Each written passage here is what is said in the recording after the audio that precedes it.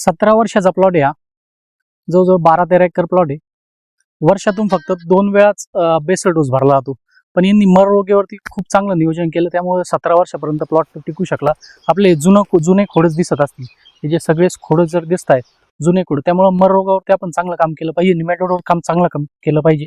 तेव्हा जास्त वर्ष आपल्याला ते उत्पन्नाचा स्रोत म्हणून आपण जर डाळिंबाकडे बघितलं तर तो जास्त वर्षापर्यंत झाडे आपलं टिकलं तर या प्रकारे आपल्याला ती डेव्हलपमेंट झाडाची दिसते आणि उत्पन्न भरघोस देते. 100-200 जवळजवळ कैरी सेटिंग आहे आता परिस्थिती.